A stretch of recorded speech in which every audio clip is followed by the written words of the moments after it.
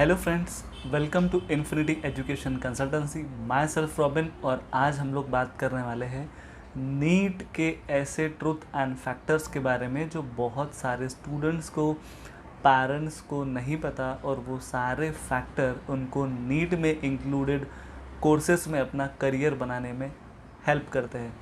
So friends, सबसे important ये है, आई कार्ड आउट हो चुके हैं। आप नीचे दिए हुए लिंक पे क्लिक करके डायरेक्ट अपना रोल नंबर और पासवर्ड डाल के आप आई कार्ड डाउनलोड आप कर सकते हैं। तो फ्रेंड, फटाफट शुरू करते हैं बिना टाइम वेस्ट किए कि क्या वो ट्रुथ है, क्या वो काला सच है जो नीट में छुपा हुआ है। So friends, let's start. So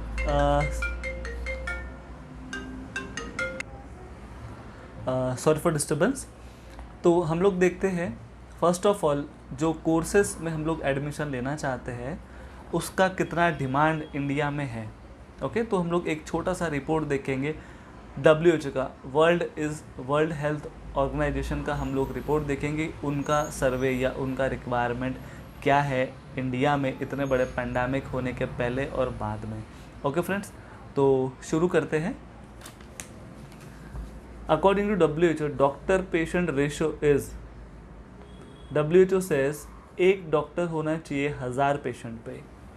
okay, and India में है एक डॉक्टर 1,00,000 पेशेंट पे। देन नर्सेस की हम लोग बात करेंगे तो एक नर्स होनी चाहिए 10,000 पेशेंट पे। बट इंडिया में ये देखा गया है कि एक नर्स है 50,000 से लाख लोगों के लिए। अब फ्रेंड्स, मेरा सवाल ये है कि क्या इतना सीट्स इंडिया के मेडिकल कॉलेजेस में अवेलेबल है, चाहे वो प्राइवेट हो, गवर्नमेंट हो, डीम्ड हो, और क्या उसमें एडमिशन लेना बजट फ्रेंडली है। सो शुरू करते हैं। NTA NEET, national entrance eligibility test, सबसे पहले इसको कंडक्ट करता था CBSE। उसके बाद में ये लॉन्च हुआ उसके बाद में ये लॉन्च हुआ है 2012 में। NEET first exam conducted in 2013 में इसका एग्जामिनेशन हुआ था first time. It was a trial, but वो कैंसिल हो गया। उसके बाद in 2016 NEET exam conducted in 2 phase, 2 phase में नीट एग्ज़ाम कंडक्ट कराया गया। बट बहुत सारे केसेस में ऐसा देखा गया कि बहुत कम स्टेट में थ्रू नीट एडमिशन हुए। मैक्सिमम स्टेट में उनका स्टेट का जो CET होता है उसके स्कोर पे वो एडमिशन कराया गया। फ्रेंड, जब लॉन्च हुआ तो बहुत सारे स्टेट नीट में इंक्लूड नहीं थे, लाइक आंध्र प्रदेश, जम्मू एंड कश्मीर, तेलंगाना, ये नीट में स्टेट्स इंक्लूड नहीं थे।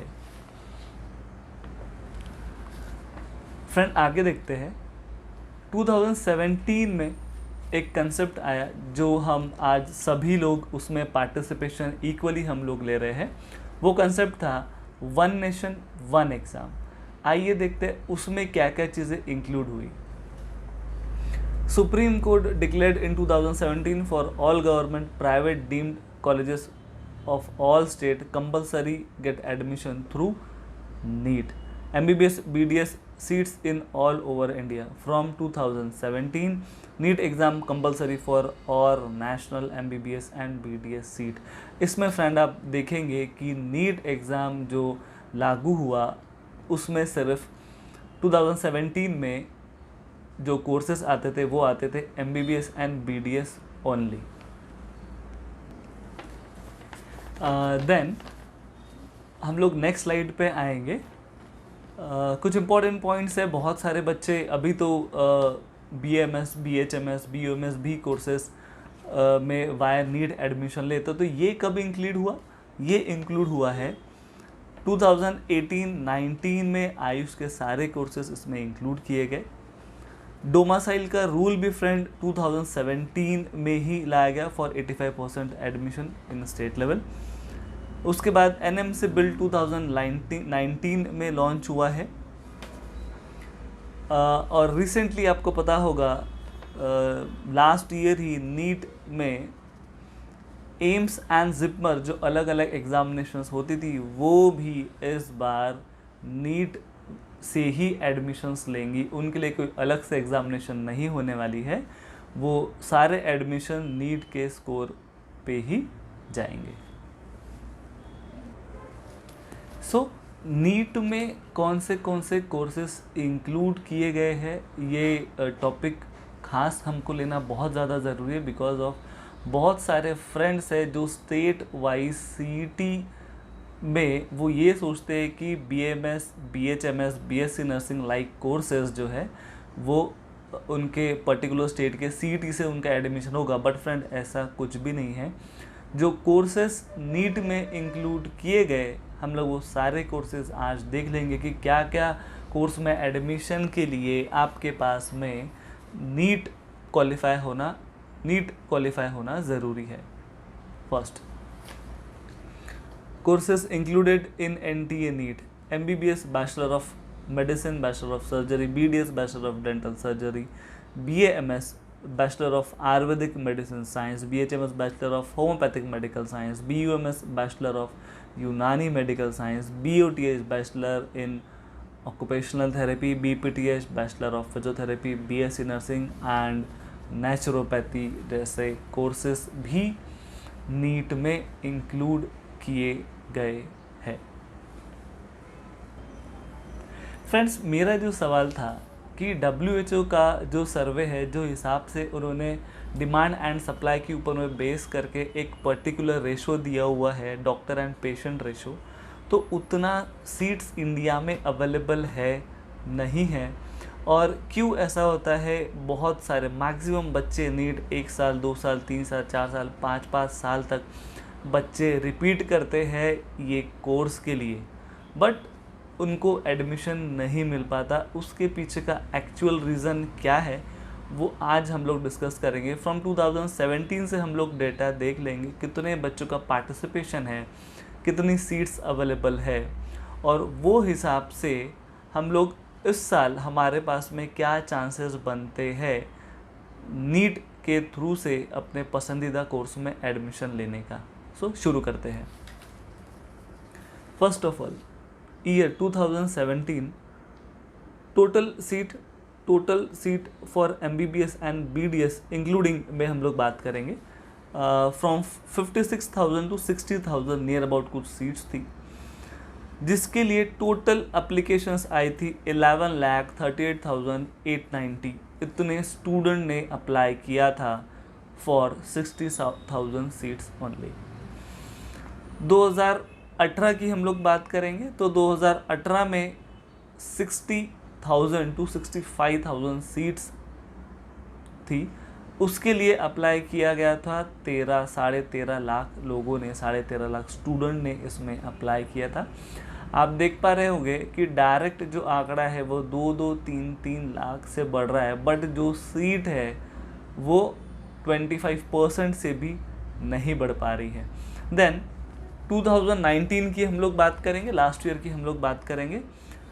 सो 65 to 85,000 सीट्स टोटल थी एंटायर इंडिया में। एंटायर इंडिया की हम लोग बात करेंगे, मैं पर्टिकुलर किसी स्टेट की बात नहीं कर रहा हूँ। ये मैं जो आपको फिगर्स मैं आपको दे रहा हूँ वो सारे फिगर जो है वो एंटायर इंडिया के सभी कॉलेजेस इंक्लूड करके है, government, private and deemed college friend. Okay, then 68,000 seat के लिए नियर अबाउट अप्लीकेशंस आए थे 15,38,000। तो फ्रेंड, क्या आप समझ पा रहे हैं कि क्या प्रॉब्लम हो रही है? कोर्सेज के लिए या सीट के लिए जो कंपटीशन है, एक सीट के लिए अगर आप कंपटीशन देखेंगे, मैं क्वालिफाई, जो बच्चे क्वालिफाई करते हैं उनकी बात कर रहा हूँ, जो बच्चे क्वालिफाई नहीं करते मैं उनकी बात नहीं कर रहा हूँ। तो एक सीट के पीछे कंपटीशन है 100-200 स्टूडेंट का कंपटीशन एक सीट के पीछे में होता है। ओके, ये हुआ लास्ट ईयर का अपडेट। इस साल क्या अपडेट है आइए वो भी देख लेते हैं। In 2020 according to MCI medical council of India के वेबसाइट से फ्रेंड ये सारा डाटा अवेलेबल है, ओके, जो आज हम लोग आपसे डिस्कस कर रहे हैं, जो कि काफ़ी इंपॉर्टेंट है। Colleges, number of seats and number of colleges के बारे में हम लोग बात करेंगे, जिसमें गवर्नमेंट कॉलेज है टोटल एंटायर इंडिया में टोटल नंबर ऑफ कॉलेजेस है 542, जिसमें गवर्नमेंट कॉलेज है 280, जिनका इनटेक है, जिनका सीट कैपेसिटी है 42,115। Then next private colleges 223 private colleges है, जिनका इनटेक है 30,895 सीट्स का। डीम्ड कॉलेज है फ्रेंड, जिनका इनटेक डीम्ड कॉलेज है 39 कॉलेजेस, जिनका इनटेक है 7,045 सीट का। Friend government college, private and deemed college में डिफरेंस क्या है? मैक्सिमम लोगों को गवर्नमेंट कॉलेज पता ही होगा, सबके स्टेट में, सबके डिस्ट्रिक्ट में अवेलेबल है, जो फुल्ली रन करता है गवर्नमेंट से, जिसका फीस काफ़ी नॉमिनल होता है, from 25,000 to 1,50,000। Private college friend, private college का फीस स्टेट वाइज वेरी करता है, बट बहुत भी कम नहीं है। मिनिमम वो स्टार्ट होता है 3 लाख से लेके वो आपका जाता है 15 लाख तक पर ईयर का फीस आपका जाता है। Deemed college friend, deemed college एक ऐसी यूनिवर्सिटी होती है जो सेल्फ रन यूनिवर्सिटी होती है, जिसका फीस जाता है मिनिमम 9.5 लाख से 40 लाख पर ईयर तक इसका फीस जाता है। ये हुआ MBBS के रिगार्डिंग। BDS के फ्रेंड थोड़ा बात कर लेंगे। तो BDS सीट्स अवेलेबल है एंड BDS सीट अवेलेबल है ऑल ओवर इंडिया 28,550, जिसमें गवर्नमेंट सीट है 2830 एंड प्राइवेट BDS सीट है 25720। ये सीट्स प्राइवेट के लिए अवेलेबल है एंड गवर्नमेंट के लिए सीट्स अवेलेबल है। सो ये सीट डिस्ट्रीब्यूशन से हम लोग ये समझ सकते हैं कि सबसे ज़्यादा मेजॉरिटी गवर्नमेंट कॉलेज इंडिया में अवेलेबल है, जिसमें हम लोग एडमिशन्स के लिए ट्राई कर सकते हैं, ओके। बट जो पर सीट जो रेशो है, पर सीट स्टूडेंट जो रेशो है, वो काफ़ी ज़्यादा होने के वजह से बहुत सारी प्रॉब्लम्स क्रिएट होती है काउंसलिंग के वक्त। मैक्सिमम बच्चों को, कुछ बच्चों को अच्छा सीट होने के बावजूद भी एडमिशन नहीं मिल पाता।